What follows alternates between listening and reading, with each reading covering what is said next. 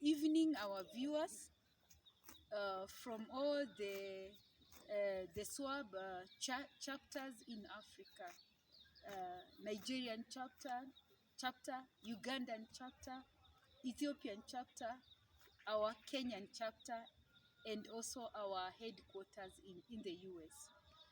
How are you, our dear CEO, Dr. T. Slater? How are you doing? This I'm reporting on the ground on behalf of SWAB organization. My name is Margaret Mwangi, and I'm the digital lead journalist and expert for Africa region. How are you today? I hope you had a wonderful day. Me too. Today we had a very calm day. It rained in the morning, but as we proceeded with the day, it stopped raining. And we had some beautiful sunshine. Yeah, today I wasn't able to go to the field, but I was able to interact with a few girls, and to get to hear what their mothers do for a living, for their livelihood. These conversations were about how life here has shaped a woman, how life in this county, in Marsabit County, Maltaba constituency, and Saku sub-location is shaping our women. I came to realize that, or to know that women here, they are not so much into SMEs is, or they are not doing can I say, this small business, table banking, uh, this merry-go-round, women coming together, pooling their resources, and giving each lady at a turn. Maybe perhaps we are 6 ladies, we can be contributing like 200 shillings per every woman. And when we collect this money, we give it to one woman, and she goes out there, does some businesses with it, and then when we come perhaps after 1 month, we also contribute, each one of us, the 200 shillings. Now we give to the next woman. If we are 8 of us, everybody will be going round from number one. We just pick some numbers randomly. That's how it is done. We write like number 1 to number 8, and then we put them. We can like shake them, or just do like this. We place them on the table.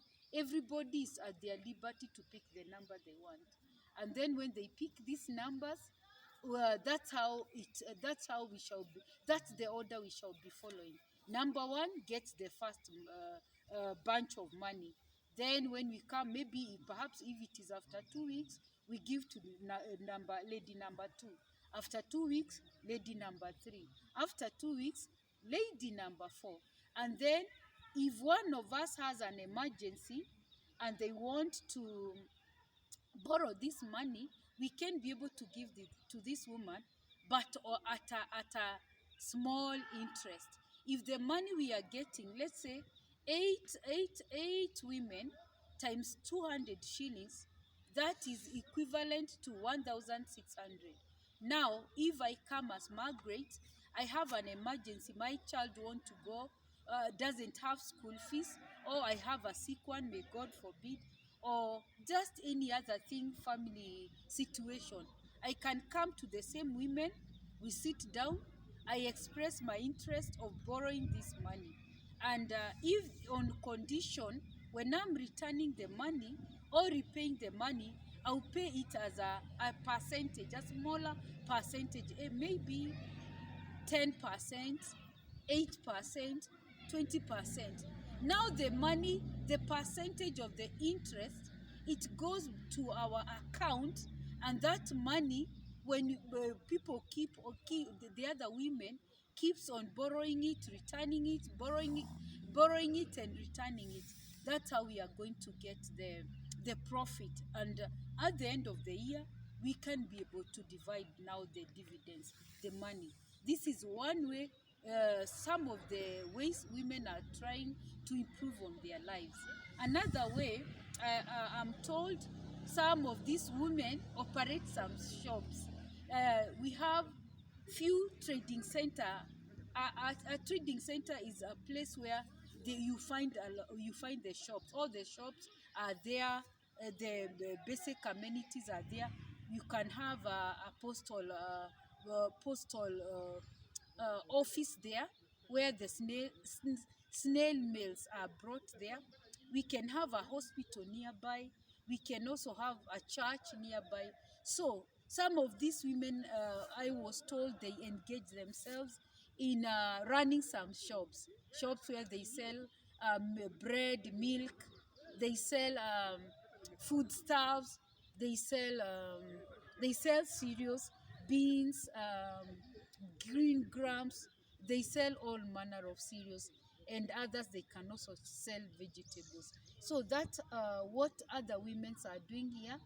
I was told the percentage of those who are into business, it is like 10%.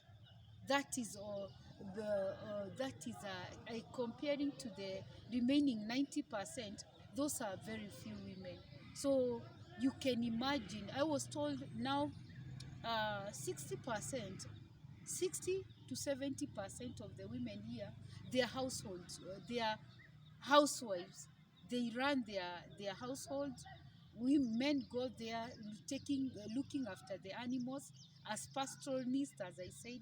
So whatever they get as a result of selling the cows, selling these animals, the money is brought back to at home.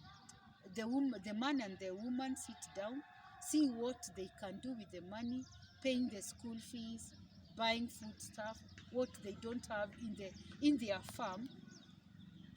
And also some who are doing well in business, they can keep some little money to be saving it for as a way of saving it to cushion their future against any inconveniences. So that's what I found out. And then when it comes, I'm very passionate about education, girl child education. About education, I was told there are a few schools nearby. Where I am reporting from on behalf of SWAB, this is a school. This is called Malsabit. You can zoom. Let me take you. Let me take you around to see. Uh, behind me, behind me here, this is the school. You can see the school. These are some of the classes here. This is an employee who works here. This is the Malsabit school, primary school. So the percentage of those who are going to school, unlike other places, the girls who are going to school in this place, they are very few. The percentage of those who are able to get good quality education, it remains to be they are minimal. The number is at a lesser percentage. But unlike the boys who go to school, there are so many. Some of the things that this decision is because parents take boy child education as a priority, as unlike for the girls, they see them as at some point in life they are going to get married, they are going to be wedded off, so they are not prioritizing so much on girl child. So be on the lookout. From tomorrow I shall be having some interviews with these girls. I shall be having some interviews with some of these women who are taking their children to school, and get to know what informs their decisions when they are taking them to school. You find at some point some of the girls who are telling me they are forced to drop out of the school in the favor of their brothers, so that the brothers can continue with their education. And for me, I believe when you educate a child, you educate the community.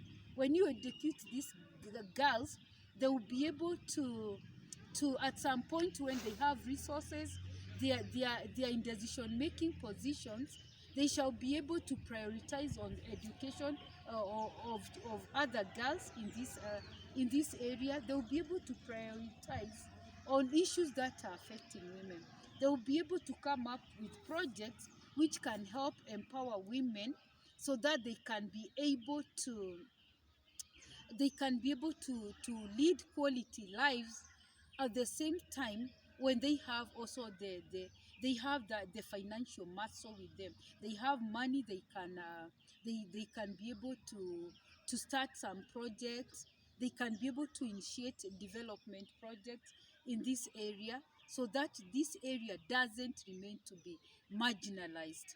So from me, Margaret Mwangi, I want to wish you well, all our followers, our viewers, our SWAB secretariat from all over Africa, and our headquarters in the US, and reporting for on behalf of SWAB Nation. This is Margaret Mwangi. Thank you for the pleasure of your company. Good evening.